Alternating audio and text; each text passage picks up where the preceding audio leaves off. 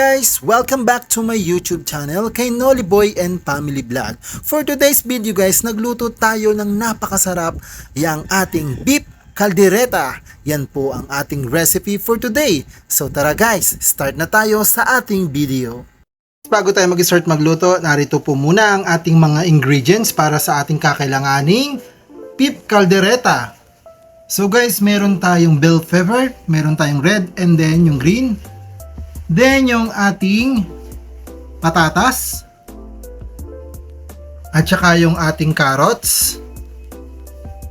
Then yung ating tomato sauce. Garlic. Onion. Then yung ating asin. At saka yung ating cheese. Then yung ating Reno. And then yung ating beef cubes at saka yung ating cooking oil. Syempre, yung ating kalahating kilong beef. So guys, tara! Simulan na nating lutuin tong ating recipe for today, yung ating beef caldereta.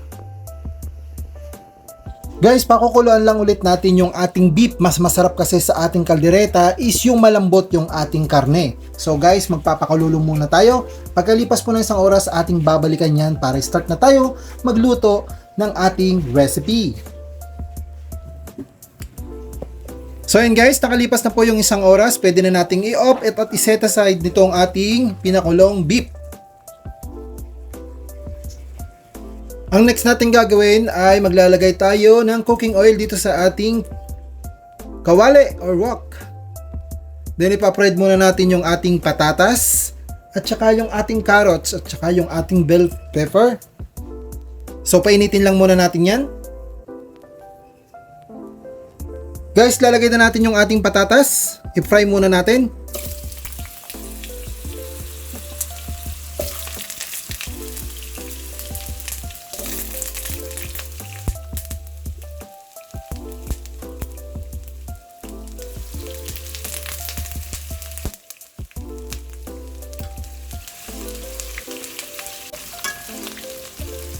Guys, pwede na rin natin itong i-set aside. Medyo brown na po siya. Next, yung ating carrot.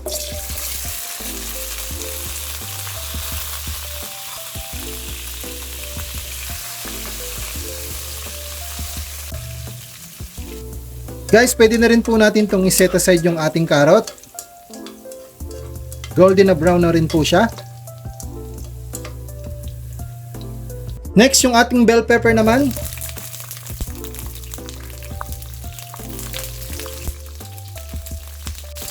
Green and red yung ating gamit na bell pepper. Yan guys, tatanggalin na rin natin to. Saglit lang natin tong i-fry. Yung ating bell pepper. Tuloy na natin yung ating pagluluto. Ilalagay na natin yung ating sibuyas. Then haluin lang natin ng konti at hintayin lang nating mag golden brown at isusunod na natin yung ating garlic. Then lagay na natin yung ating garlic. Yan, ini-slice ko lang yan ng ganyang kapipino para mangamoy yung aroma niya dito sa ating lulutuing beef caldereta. So yan, hintayin lang nating mag golden brown.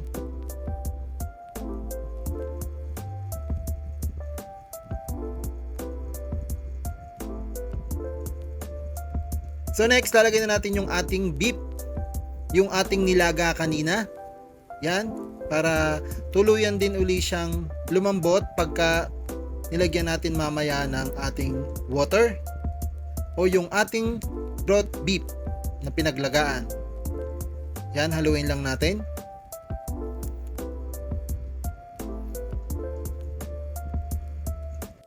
Nga pala guys, di na natin naipakita, namatay po yung ating cellphone pero nalagyan na po natin yan ng tomato sauce. Yan, haluin lang po natin. Guys, ang next natin ilalagay na natin yung ating pinagpakuluan kanina.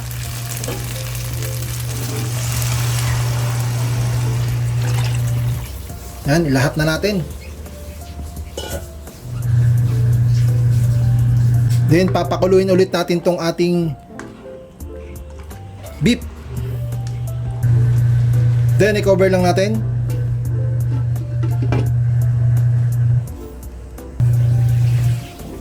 Ayan guys, kumukulo na. Atin ang ilalagay yung ating Knorr. Yung ating beef cube Knorr.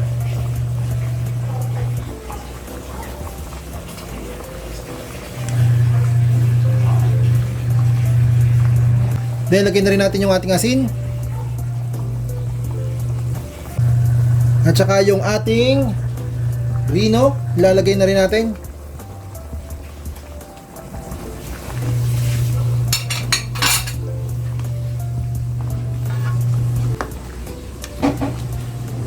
Guys, isasabay na rin natin yung ating Skyflex. At saka yung ating cheese.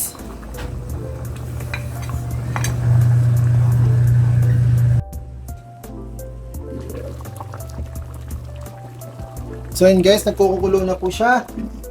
Atin lang pong haluin. Medyo i-reduce pa po natin ng konti yung ating sauce. So nga pala guys, talagyan po natin ng sugar. Brown sugar po yung gamit natin. Then lalagyan din natin ng chili flakes.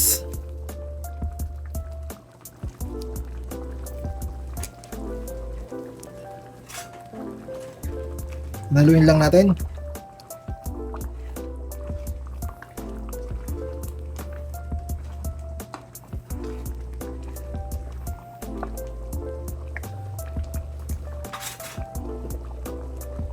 Cover lang ulit natin guys hanggang sa tuluyang malambot yung ating beef.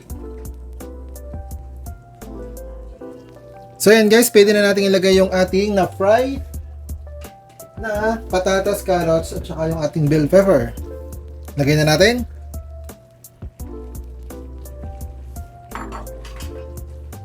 Naluin lang natin ng bahagya. Medyo naparami yung ating sabaw pero ayos lang yan. Ayan na po guys yung ating beef caldereta.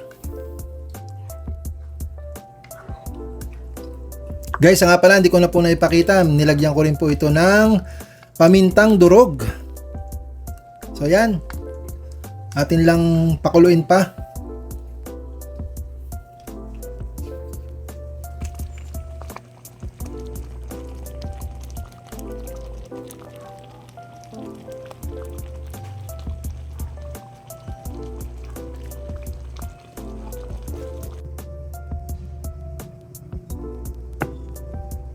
Guys, yan na po yung ating final look ng ating beef caldereta na napakadaling lutuin at napakasarap. Guys, hanggang dito na lang po yung ating video. Sana po nagustuhan ninyo. At salamat po sa mga nanood at manunood pa nitong ating bagong recipe for today. Ang ating beef caldereta. So guys, hanggang dito na lang po. Salamat po. Sana po nagustuhan ninyo itong ating bagong recipe for today. Hanggang sa muli at ingat-ingat po tayo lagi.